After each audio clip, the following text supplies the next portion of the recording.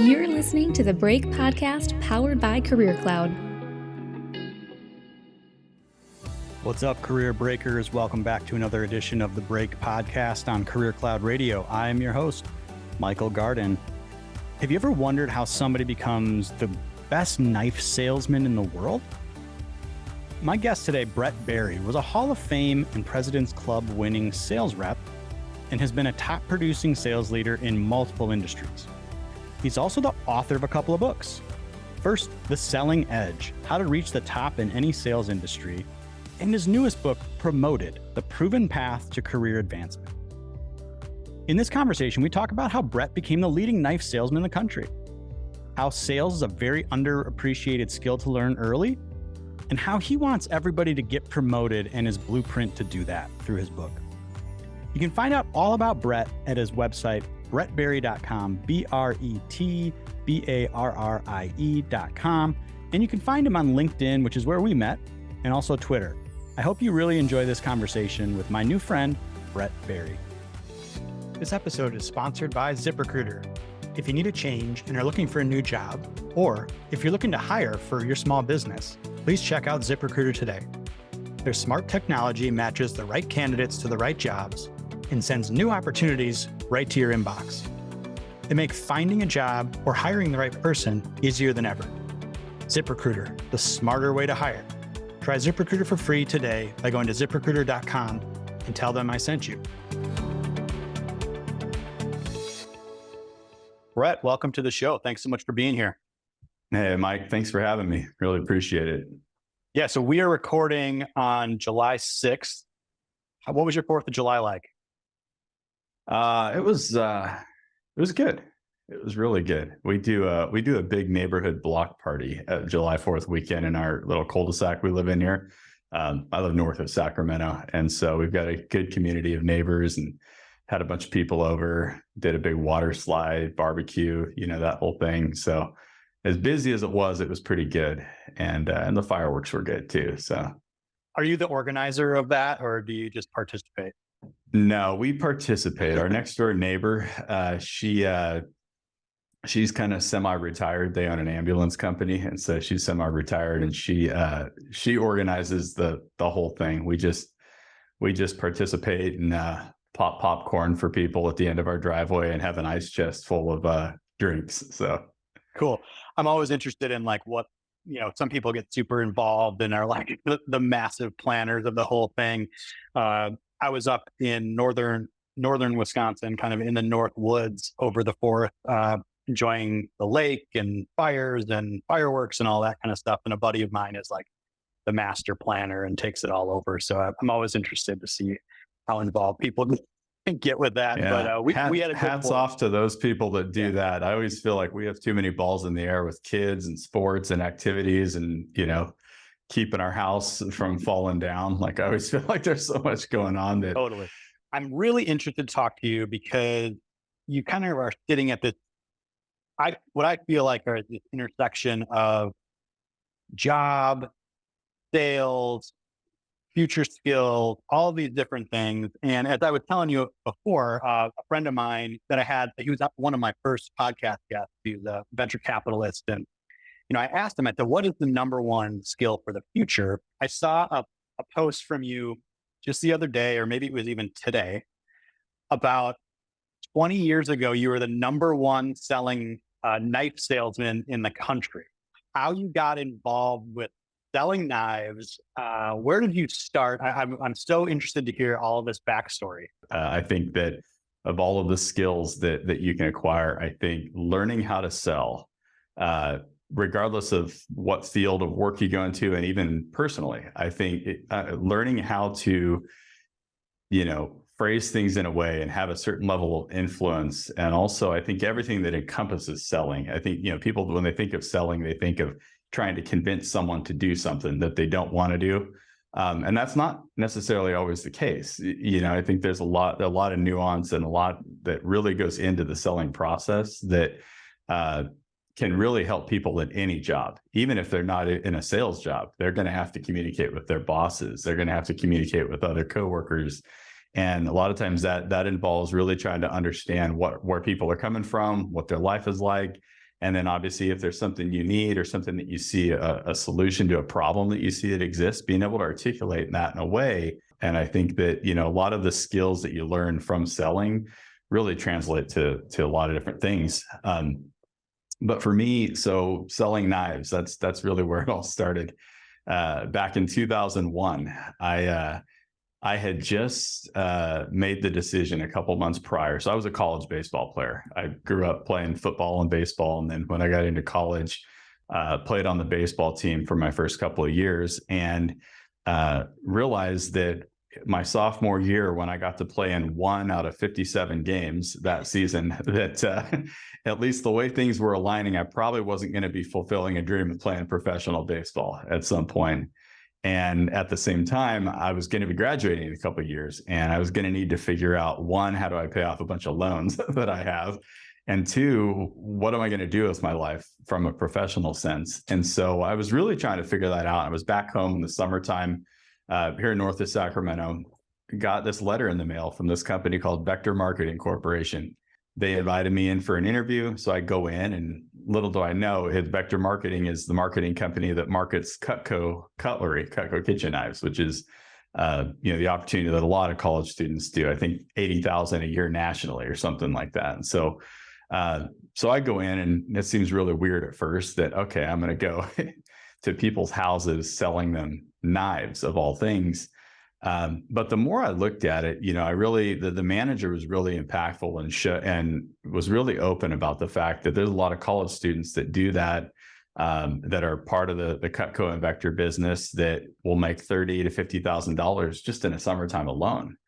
And several of those people stay on after college and make a career out of it and make well into 6-figure, levels of income.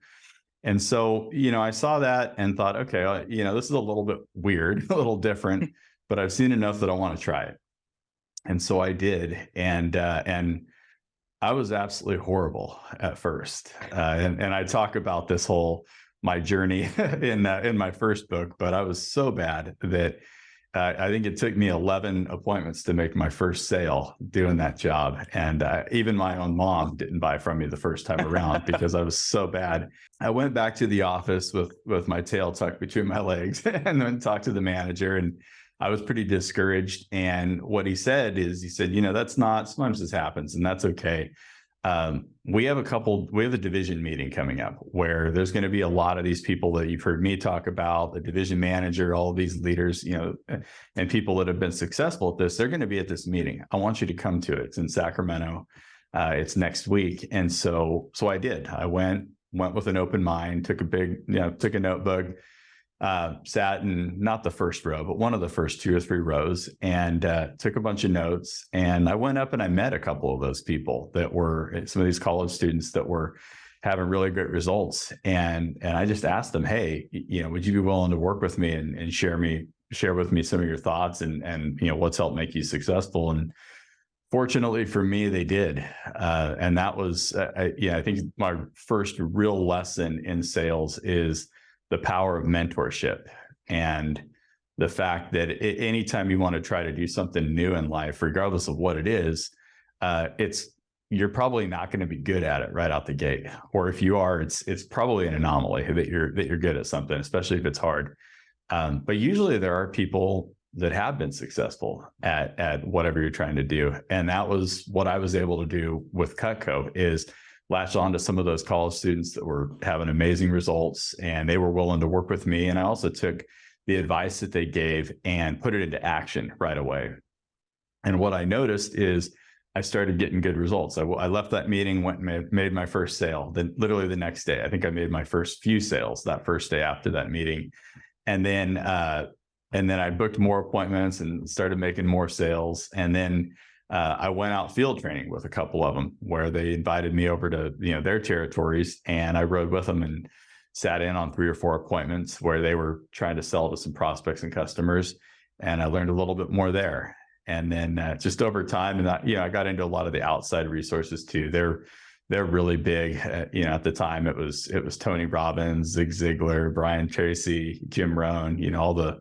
All of the, I guess, personal development pioneers, you'd probably call it now. Now everyone reads those books and writes those books. But But that was really how it started. And over time, I just got better and better. And eventually in less than a couple of years, became one of the top reps in the nation. And that was, what you saw.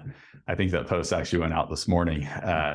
In the spring of 2003, ended up being the number one selling college student in the nation. And I finished that year number 2 nationally to the guy who's actually the all-time leading Cutco salesperson, a guy by the name of John Brulin, who's written a fantastic book called Giftology. Shout out to John, great guy. So not a bad guy to finish second to. But and then over the next few years, I was one of the top 3 or 4 in the nation for a few years until I decided to move into the medical industry. Was it just that happenstance of what you got in the mail for Vector, or was there something that you did that said you may have an aptitude for sales, or that you were interested possibly in this field? How did that transpire? Because I think a lot of folks, when they're trying to figure out what to do, especially in college, right? How do I figure this whole thing out? Like, how do I even figure out the first step of like where I should go? It's interesting you asked that. And I've actually thought about that over the years. Like, what would have happened had that letter not shown up in the mail? Where would I be? Would I have been recruited that same summer in a different way? Obviously, those are all variables that would have altered, the way things have unfolded to some extent. But I think it was a combination for me of knowing that I needed to do something that presented, and was going to provide me legitimate business skills. At the same time, I think being open-minded enough to look at something and say, even this looks a little weird, not something I typically do, but I'm willing to give it a shot. And I think if I were to give advice to any college kids or people that are looking for, what's next for them in their career, is really to try to be open-minded and really take a look at a lot of different things and see, what you're going to be happy doing that aligns with what you like to do. And for me, I think sales, I never really thought I was going to be into sales.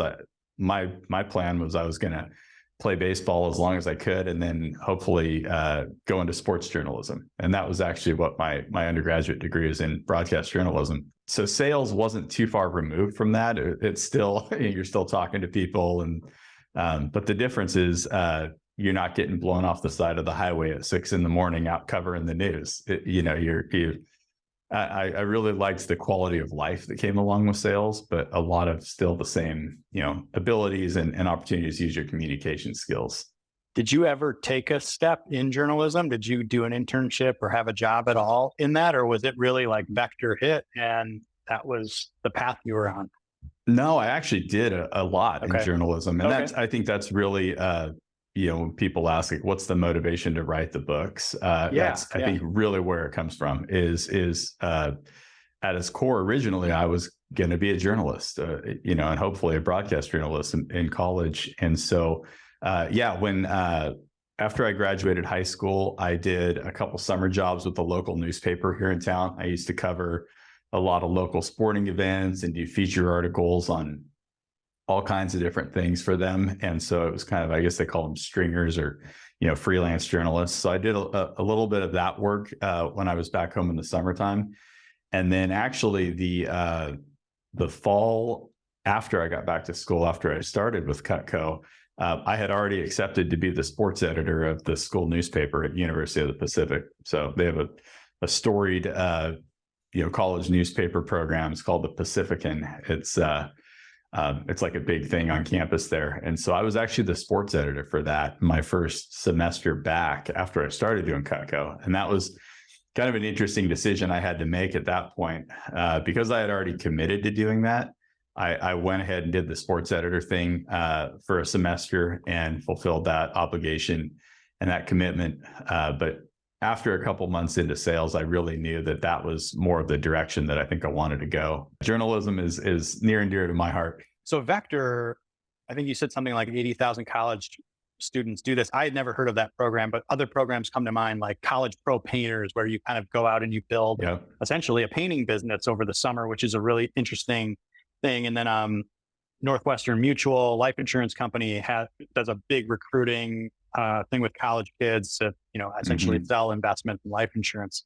Um, what other big opportunities are there for kids? Are there other ones that are kind of top of mind for college students? Yeah, I think there's a few out there. Definitely some of the ones you referenced for sure. To me, I think it's hard for me to argue against the Cutco Vector Yeah. experience, especially if someone wants to go into sales. There's some different education, companies out there that have some college programs.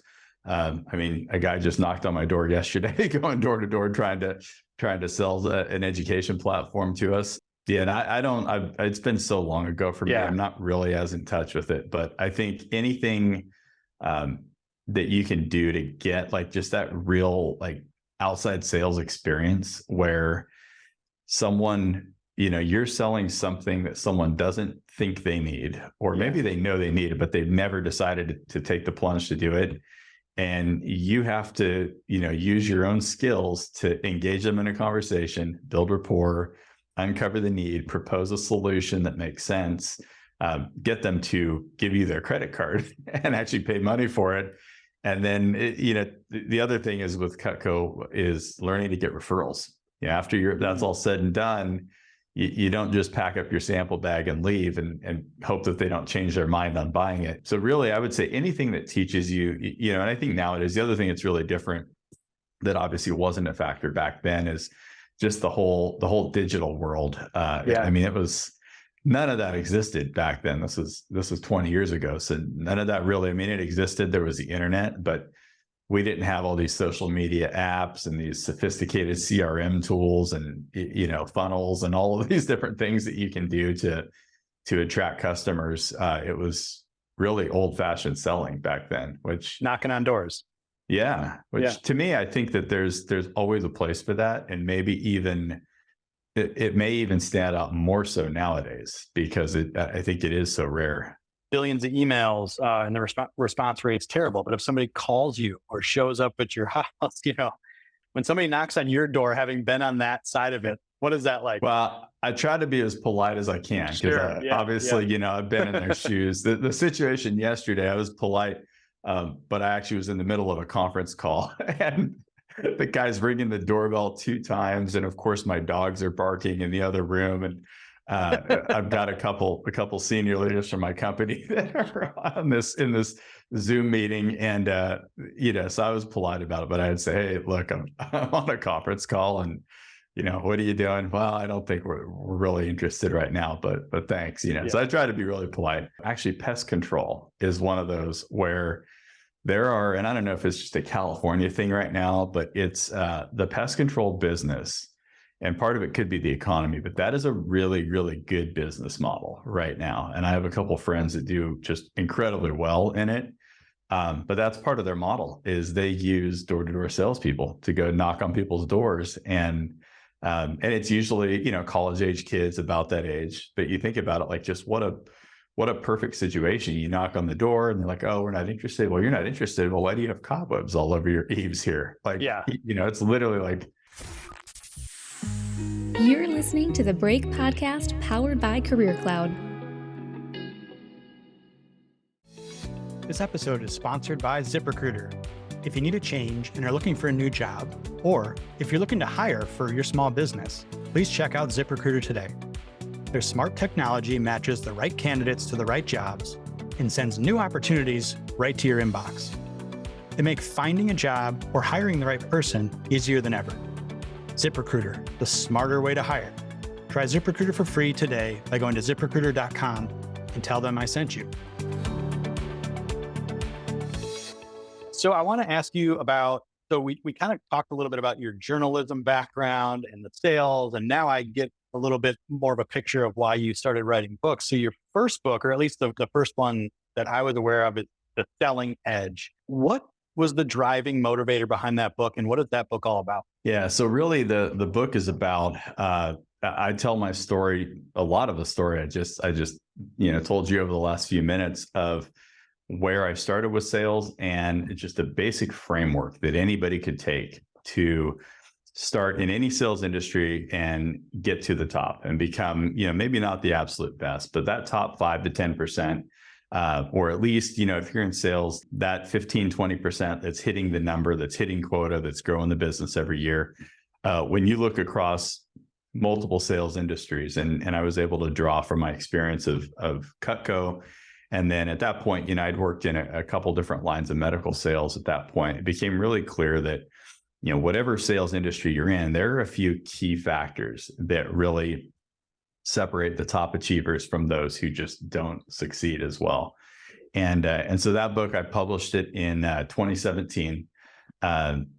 It's interesting, I'd had the idea for the book and my notes together and ideas of what I wanted to write for quite a few years. And good friend of mine, his name's Hal Elrod. He's written a few books. And Miracle Morning is probably the one that most people would know him for written.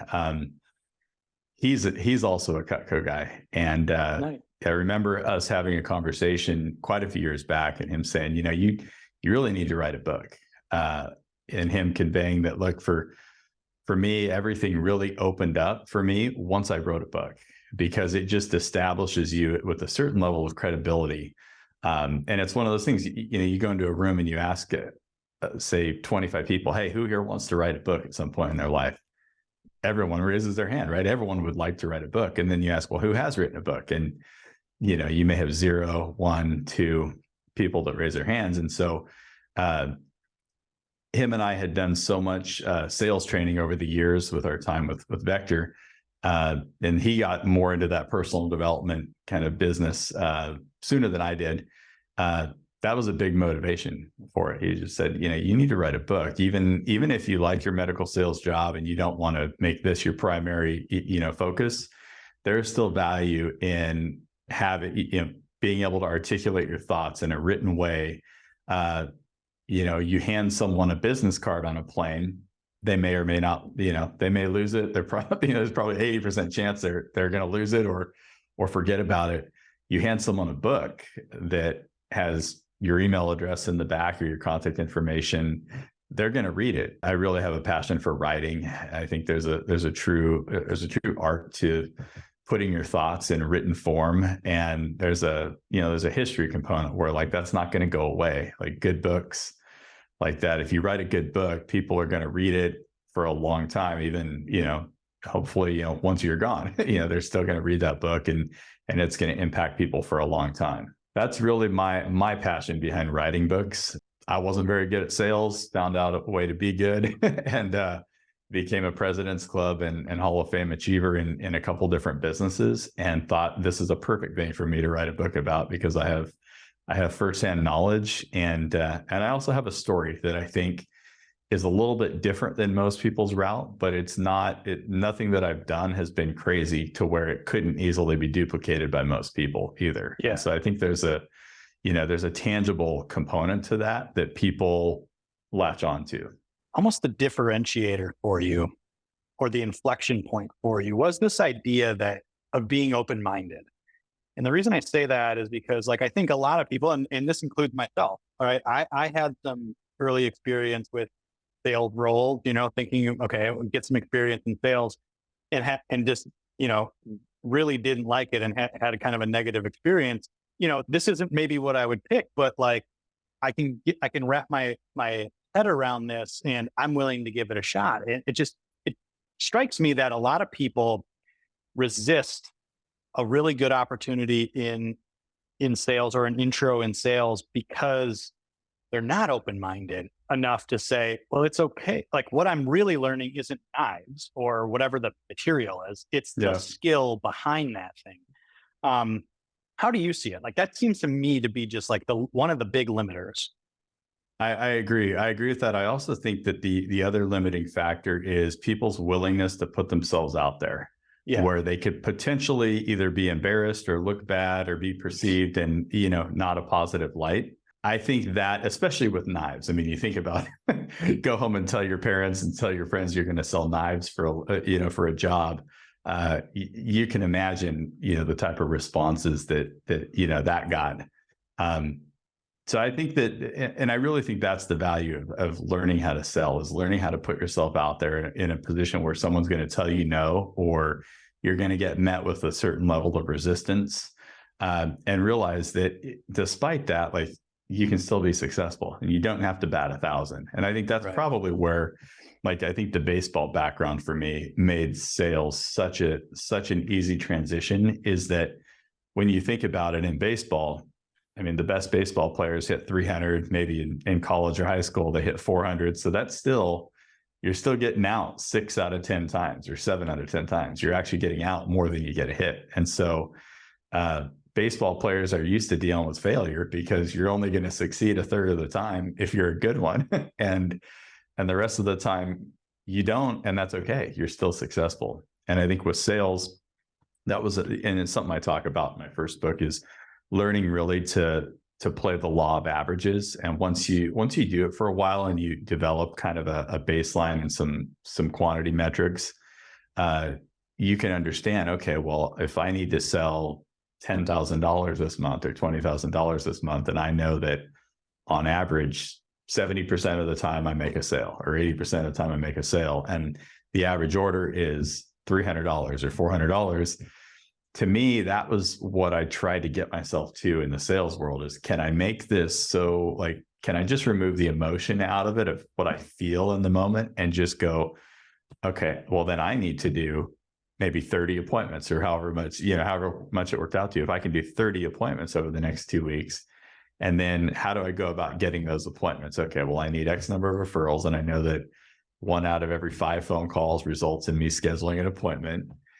And so I would break it all the way down and almost backwards engineer it to the most ridiculous thing, like, what do I absolutely have control over? And so that becomes the number one most important thing, and today it would be like, a content creator, on the internet, like, all right, well, what's the most important thing they need to do? Well, they've got to create content, and they've got to publish it in a certain amount of time. And so I think the big aha moment for me in sales was understanding that, once you can control the number and you understand the activity level that you need to partake in, you can almost remove the emotion out of it and just know that, hey, this is part of the process, whether it's good or bad.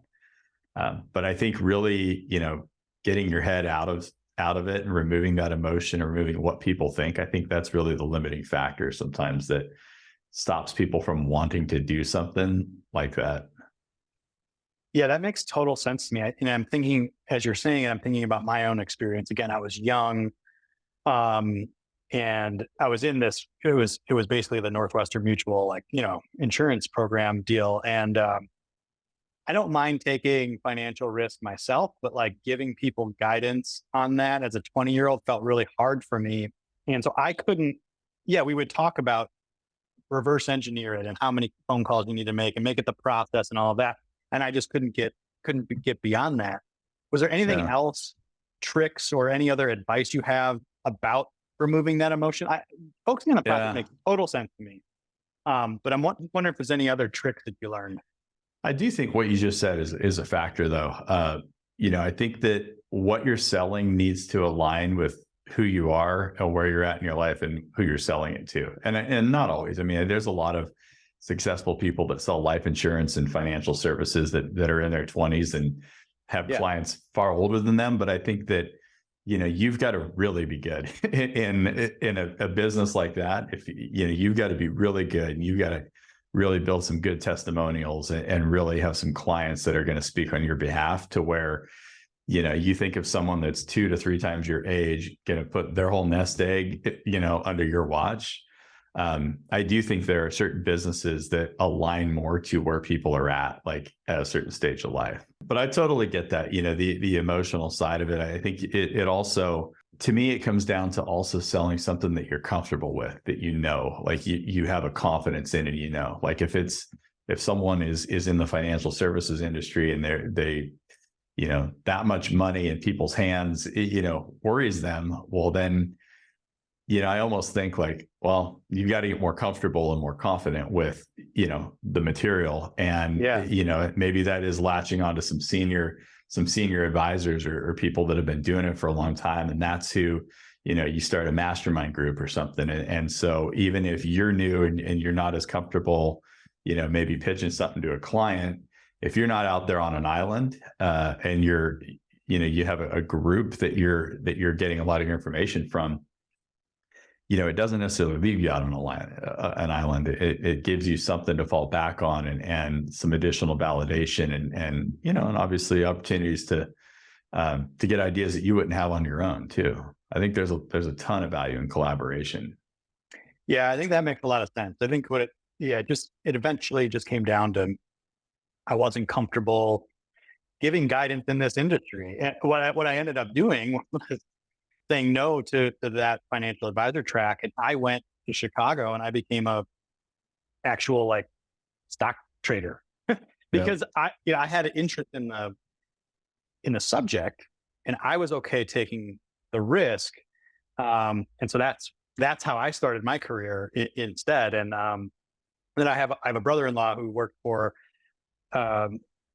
Edward Jones, and like I hear about him and door-to-door knocking, right, and asking strangers, and I'm like, that horrifies me. But I have like such respect for him because he went through all of that, and now he's got his book of business, and he's like very successful doing what he's doing. And I'm just like, wow, like I couldn't do that, but like, that's amazing. Like you're probably comfortable talking to anybody about almost anything because you've gone through that experience and you've had doors slammed in your face and all this kind of stuff. Probably so. Yeah. You write another book, and this time it was just released this year, called Promoted, which is much more about kind of career and figuring out not only what you want to do, but how you become successful and climb that ladder. What was the driving factor with this book? Yeah. So with this book, the short of it is I wish a book like this existed back when I made the decision I wanted to move into leadership positions. And for me, it was back in probably 2008, 2009, in that time period. I did well with Cutco, was there 5 years. And then in 2006, got into the medical device industry in orthopedics. And a lot of the skills and things that helped make me successful with Cutco translated really well into the medical device space and created really similar results and did well. And so, but I got to a point in 2008, 2009 where I really wanted to move into leadership. I wanted to do more. I wanted to do more than just grow my own territory. And I knew that, I had an opportunity to help a company more, but also to impact people in their careers. There was an opening for a management position and I interviewed for it and I ended up not getting it. And the first thing that the hiring manager said to me was, well, one, I didn't know that you wanted to be a manager, first of all. And two, we just think this girl's a better fit right now. Like we like you, but we just don't know, how you'd be leading a team, but we like you and we're willing to work with you. And so as disappointing as that was, it was probably the best blessing I could have ever gotten. And so what it allowed me to do was dig in and work with the senior leaders of my company, go through some leadership development training. They supported me going back and getting an MBA also. And then they gave me a lot of opportunities to volunteer and lead throughout the organization, even in my current role. And so that was a several year process, but I ended up getting my first management position about 5 years after that. And then moved up and then, led sales in a couple different businesses. I really, with this book, what I wanted to do is take everything that I've learned from, leading teams and developing others and developing managers and developing other leaders and give that to someone who was at the point that I was at in my career back in 2008. And that's what I did with the book, Promoted, Proven Path to Career Advancement. And so in the book, it's got 10 steps. You could kind of go through it like a checklist, but it's basically 10 steps that you can go through to really make sure that you're putting yourself in a position to be promotable when the opportunity arises. But you said that you wrote this book because you wished it was something that was available to you in 2008. What was missing? Like there was leadership book, there was promoted your career book at the time. What was the missing ingredient that this book provides for your past self? Yeah, I think that the missing ingredient ingredients were a few of the things that I learned along the way. One was just the importance of building your own personal brand, and understanding that everything that you do when you work for a company, or everything you do just in general in front of people, you're really auditioning for leadership. And that was a piece that I really didn't understand. And, I read all the leadership books and read all the sales books and all that, but I don't think I truly ever understood the impact of how I was acting and how I portrayed myself, and how that caused senior leaders to look at me and how I needed to adjust it.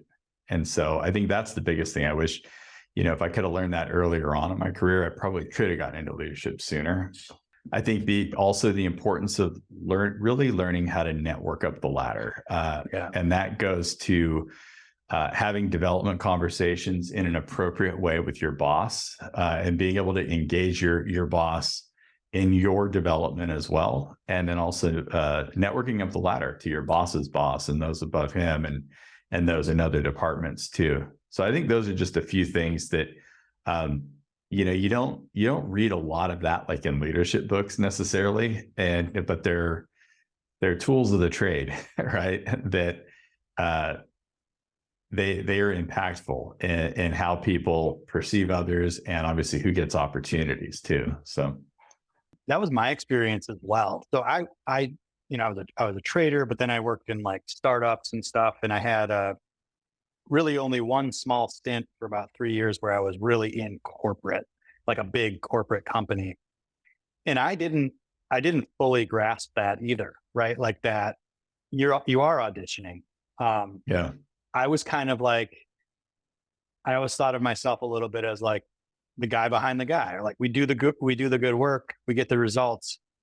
But I think in those types of situations, like that isn't enough. It's not that you have the brown nose, but you just have to understand that you do need to be showcasing yourself. People need to understand what your impact was in a way that doesn't come across as self-promotional, but it's soft networking skills. You're networking within your company, and you're building that brand. I think before we even understood what a personal brand was, it was like, who are you kind of a thing, and how do you showcase that, which is really interesting.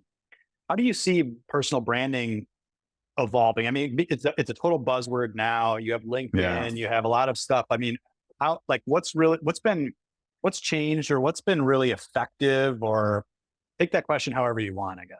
When I think of and it's funny you say that personal branding has turned into this whole buzzword. But the way that I think of that is how do people perceive you? Yeah.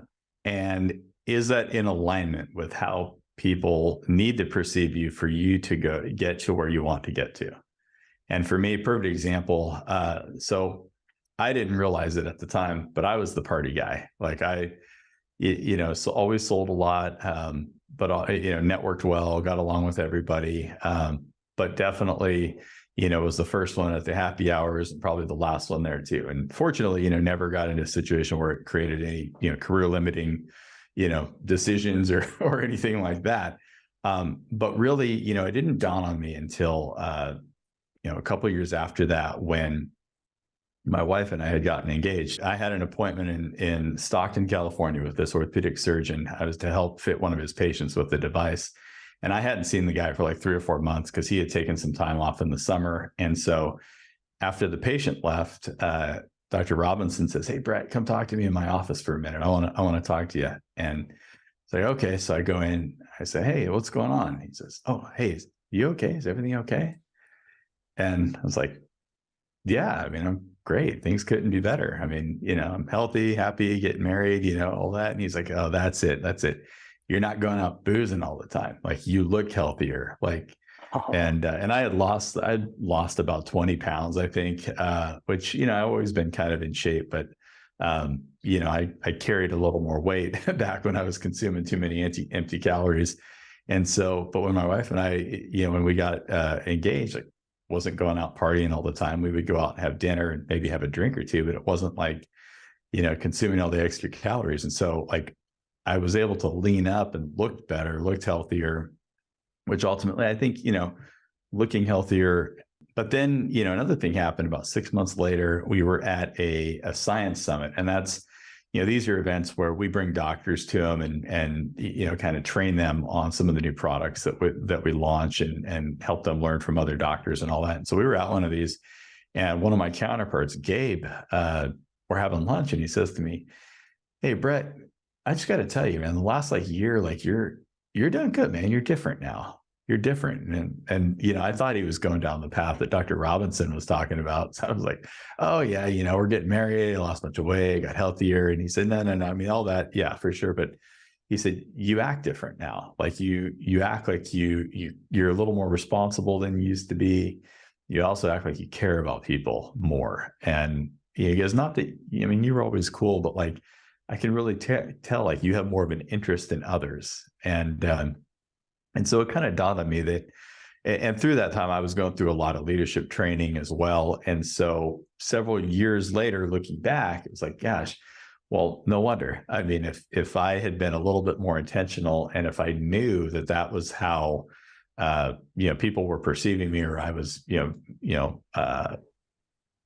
kind of give the vibe that I was giving off, I think it would have gotten me to leadership positions a lot sooner. So, but I think that's really, it's something you're not going to read about in a textbook. And a lot of people aren't going to give you that feedback unless you can do like a 360 survey or something with people which I advise leaders, especially if you don't do 360 surveys, you really should, especially with the people that report to you.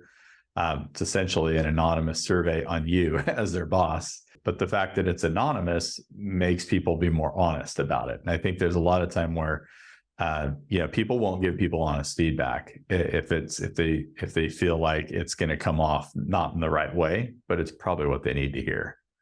And so for me, that was something that I wish someone would have grabbed me back in 2006, 2007 and said, "Hey, look, you're awesome, but you're the party guy. You got to tone that down and clean it up a little bit, and you'll make yourself far more promotable and far more marketable."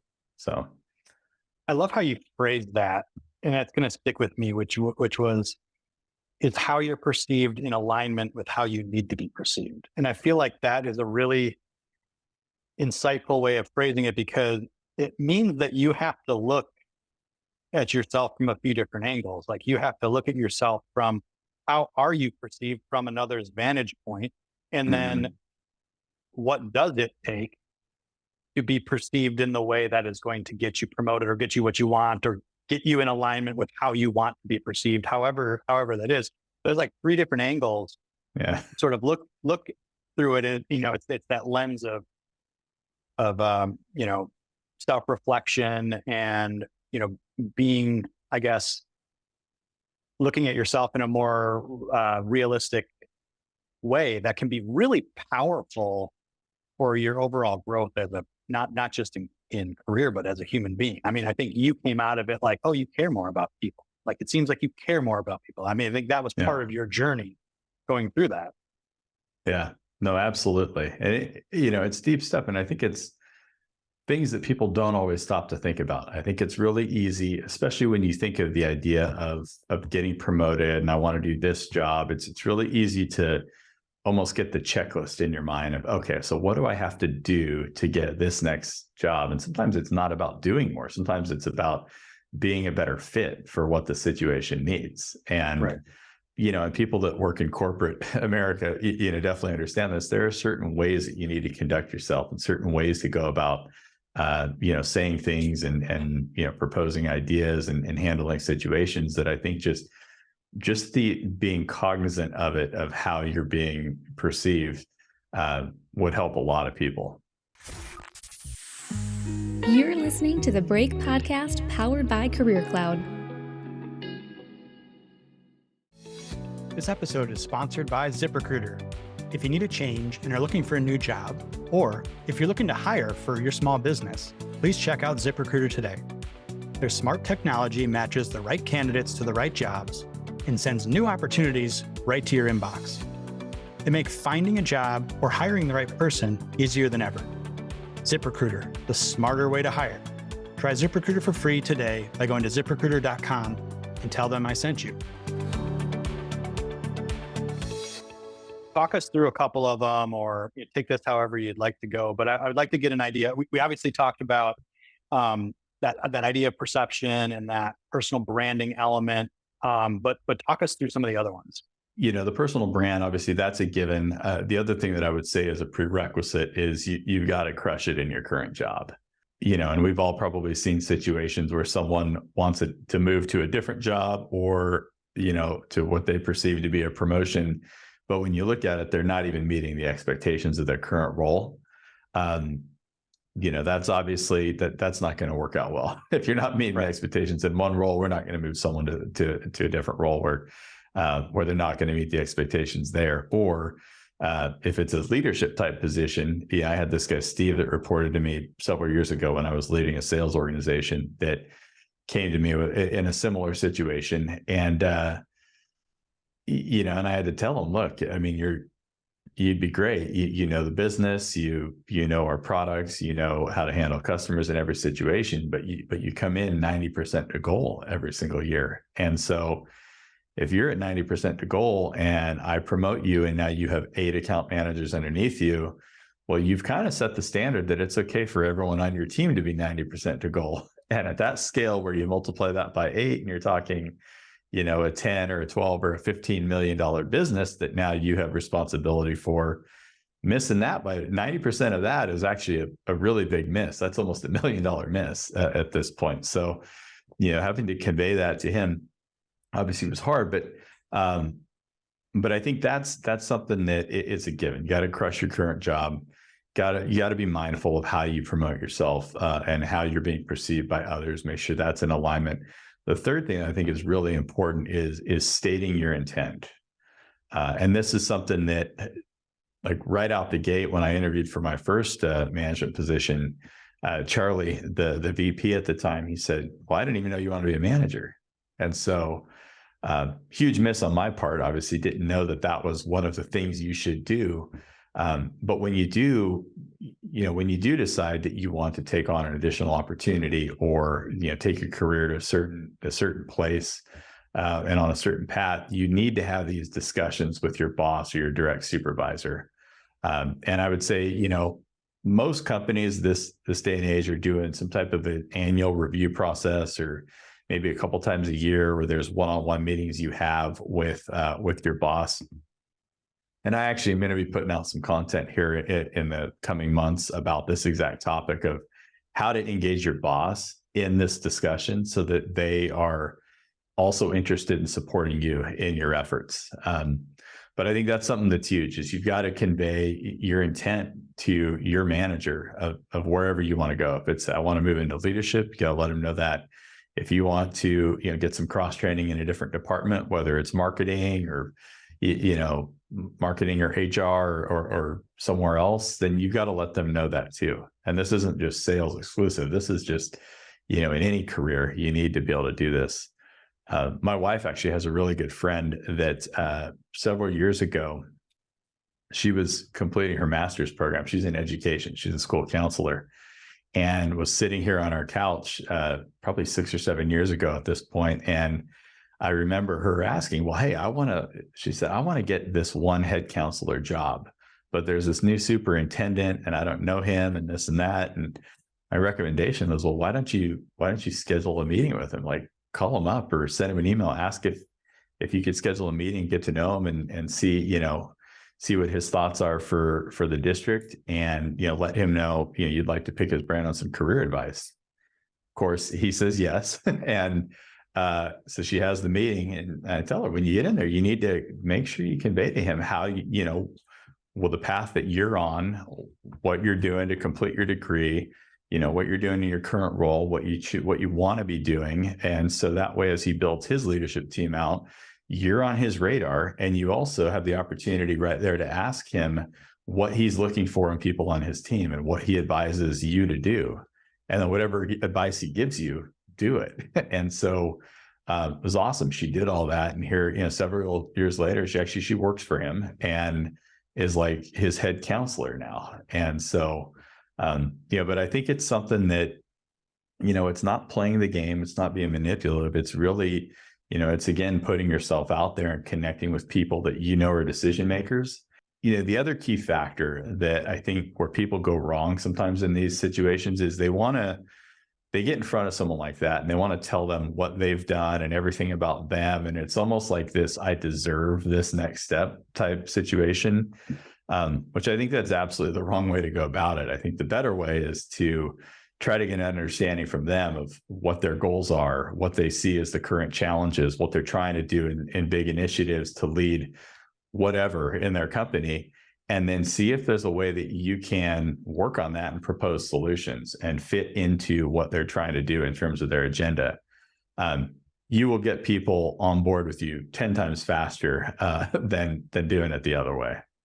So yeah, it's the same type of deal, when you're in a startup and you're trying to uncover an unmet need, right? Like, and get product market fit. It's the same mentality. It's like thinking of your boss as a client and you are a problem solver, figuring out what that problem is, and then, coming to the table with some solutions. And maybe some of those aren't going to, maybe it's 3 out of 10, right? Going back to the baseball analogy, that of your proposed solutions that are going to be adopted or work out or not work out. But it's the process of being inquisitive, of thinking critically, of trying to come up with a solution that's the thing that's going to get your boss's attention, not that you actually, were the one to propose the final solution. It's that process. 100%. I think, when you look at most businesses, a lot of people, everyone knows the problems that exist or the challenges. And, I would say probably 70, 80% of the people spend most of their time talking about the challenges. But within every business, you'll find there's probably a 10 to 20% of the people that are more focused on solutions and ideas. And what you just said, I agree 100%, is you may not come up with the exact solution that fixes X problem, but the fact that you are trying to do that and that's your mindset, that's what people will recognize, is that you're willing to help. You're trying to propose a solution, not just complaining about what's not ideal about the status quo. It's the Pareto principle in full effect. In full effect again. 20%, 20 rule. So very cool. Anything else you wanted to mention about the book, or anything else you want to leave people with about that? Yeah. I would say the other thing that seems to come up as a common question around, people that are, especially those that are trying to get into management for the first time. I think to me, that's the biggest jump just from a career standpoint, is going from an individual contributor to having to manage a team of people. Once you're in management, obviously there's different skills and things you have to know in different jobs, but I don't think the jump is as great from one management position to another as it is going from an individual contributor to a manager. And so, the common question that seems to come up is, well, if companies want to promote people with management experience and I don't have any management experience, how do I go about doing that? And and I think that's obviously a really good question. And so my suggestion to that, and this is why I think it's important to engage your boss and then network up the ladder with your boss's boss. Make sure that they're clear on your intentions, and then ask them for opportunities to volunteer to lead different things, whether it's team meetings or, leading a segment of a conference call or a breakout, or if there's a new product implementation or something, or, they're switching out a CRM system, or there's different projects going on. Just ask for opportunities to lead. And if you can do it in a way where it aligns with the skills that are going to be needed to the next role, that's obviously ideal. So like when I was leading a large sales team, and so for me, it was, okay, well, you need to know how to effectively hire the right people. And so I included him in on several interviews that we did. We were scaling very rapidly at that time. And so we were interviewing, 6, 7 people a week on our sales team. So that was really easy to get him some experience interviewing and, identifying talent, helping run a team meeting. I think that's, managers that know how to run a good team meeting are obviously, that's a far it's a very valuable skill to have. The other thing is learning to effectively coach people and do one-on-ones that actually help people advance and turn their weaknesses into strengths, but also having development type conversations with people about where they're trying to take their career. I think that that's something that if you can learn how to do that really early, that's really important in a leadership position. And so it may look a little bit different depending on what type of a business someone's in or what type of a job that they're seeking. But there are opportunities to volunteer, to lead, to showcase your skills. And a lot of these projects, senior leaders within the company are obviously they're leading these. And so gives you perfect visibility and face time to work with these people. And then you can obviously get coached by them as well. The example I always use is my daughter, one of my daughters is a ballerina, and she's really good. She's going off to Utah in a couple of weeks for a big summer intensive. And but they literally, so she's been dancing since she was 3 years old, and they dance for 3 to 4 hours a day, 5 to 6 days a week, literally every day, almost all year long. And they always do a couple big performances at the end of the season, which they just did it a few weeks ago. And so they do these 4 or 5 performances, and they're amazing. I mean, this is like professional quality, like ballet. But what people don't realize is that they've literally been practicing these moves for their whole life. They practiced this choreography for the last year almost. And so for people to get into leadership positions, or even in sales for that matter, I would ask, how much have you practiced the skills that are needed for the next role? Like firsthand practice. And so that'd be the last thing that I would leave people with is just, don't be afraid to volunteer to lead. Even if it's, not within your current job, you have to assume and take on additional opportunities and put yourself out there. And if you do, eventually, you do get that opportunity, but it doesn't come without some sacrifice and getting your hands dirty and helping out. Great advice. And it just kind of brings me back to the first point you made in this conversation around mentorship. It's like, use your boss as your mentor. He or she has the opportunities and can give you some of these, hand feed you some of these practice sessions and ways for you to lead. Like, stop thinking about that person as a boss who is all knowing and is scary. Like, use it as a mentor, and you're probably going to get a lot more out of the relationship. I got some rapid fire questions to kind of close out our conversation, if that's all right. Okay. Yep. Cool. So I got a couple extras thrown in here just from our conversation. But I always start with, is there a recent author or thought leader that you've come across that has really caught your attention, you think people should be paying attention to? Jocko Willink. Love that guy. Yeah. Awesome. I mean, I've been reading his books for a long time now. And actually a company I used to work for, we had them come in and they keynoted a national sales meeting for us and got a chance to meet them. And I just think that the leadership skills that he teaches in those books, obviously, they were able to do it in the Navy, in the SEAL teams, in some of the worst situations when you think of war and battle and what's needed to really execute effectively in that really high stress environment.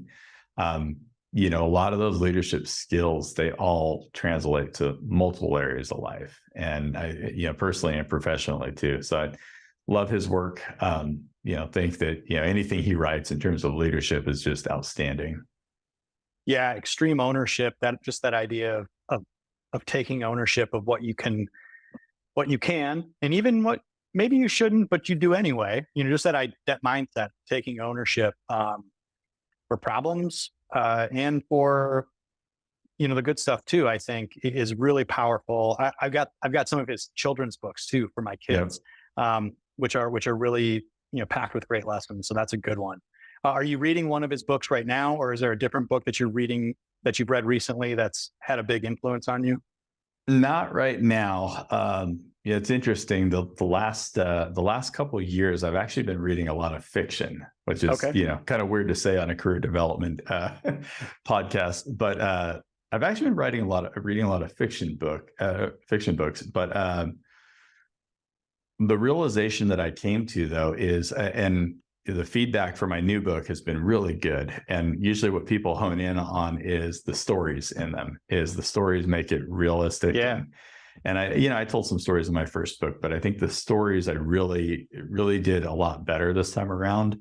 And I came to the conclusion that it's because I've actually been reading a lot of fiction the last couple of years. And you think of like really good fiction authors, you read that to the last page of the chapter and it goes, there's a cliffhanger at the end of the chapter and it says, and he walked around the corner and that's when he knew his life changed forever. And it's like, shoot, now I've got to stay up and read the next chapter. Yeah. And so just learning little things like that. But I will tell you, in terms of fiction books, so Jack Carr is, okay. I don't know if you've heard of him, but no. So Jack Carr, they actually just did. So he's written 5 or 6 books now. He's also an ex-Navy SEAL, but his first book got turned into an Amazon Prime series called The Terminal List with Chris Pratt. I've seen that. Yeah. Yeah. So if you've seen that, so Jack Carr is the guy that writes those books. So he's got like 6 of them now, and they're amazing also. Excellent. Yeah. I've seen The Terminal List. That's really good. It was actually surprisingly one of the better, shows that's been released, lately. So it was very good. Yeah. They've got a couple more seasons of it coming out. I guess they've got another season and then a spinoff also. The Taylor Kitsch, I think is his name. That character, Ben Edwards, in that first movie or in the first series, they're doing a spinoff show of him as well. Okay. So cool. Yeah. Got some binge watching to look forward to. Excellent. All right. A couple more here. So I know you're a baseball fan. Who's your favorite baseball player right now? Favorite player right now, probably Shohei Ohtani. Absolutely. Guy, 100%. People, for I think his first few years in the league, people were saying, "Oh, he's like the best player since Babe Ruth." And it's funny. I was just looking at some stats yesterday that Babe Ruth, like Shohei has, I forget, it's like hit 30 or more home runs in the last however many years, and he's also struck out 200 or more people each of those years. And I think with Babe Ruth, I don't think he ever struck out more than 3 people in a year that he hit more than 30 home runs. And so and he of course didn't steal bases either. So I just think that guy's incredible. I mean, growing up, I was an Oakland A's fan. And so it's kind of unfortunate that it looks like they're going to be, leaving California here. Right. Tough situation that I won't get into, but I think right now to me, Shohei is just, that guy's awesome. I've always had a special place in my heart for the multi-sport athletes or the multi-dimensional athletes. Yeah, I think of Bo Jackson, Deion Sanders, and that Shohei, which is obviously one sport, but pitching the way he does and hitting the ball the way he does. I love that. I just love that dynamic. It's just amazing. I mean, if he was a pitcher only, he'd probably be, people would say he's the best pitcher. And if he never pitched and only hit, they'd still say he's the best hitter. So literally, like, you combine those two, there's no doubt who the best player is or the most valuable player. I can only imagine his next contract. I can't even imagine how much it's going to be worth. Incredible. Someone's probably going to give him $500 million or something. Yeah, it's going to be a blockbuster for sure. So a lot of negativity in the world, a lot of change, a lot of uncertainty, but what's got you excited about the next 12 months? Well, I think a lot of things. For me in particular, I'm really happy with where my family's at, just kind of where we're at overall. And you're right. There's a lot of negativity in the world, and I think that there's things we can do to not overexpose ourselves to that negativity. I think that's kind of the trap that sometimes people fall into, and I try to be careful of it too. I think it is important to know what's going on in the world, in the news, and especially when you get into some of like the international piece, and there's a lot of layers to it. It's complex, but I also think that you can go too far down that path and forget the fact that we still have an awesome opportunity here for most of us here in America. We have an awesome opportunity. If your family's healthy and your kids are in school and on a good path and, doing productive things, staying healthy, which, fortunately mine are, they're doing great. My wife and I, we're really into fitness. We work out a lot, try to go work out together as much as we can.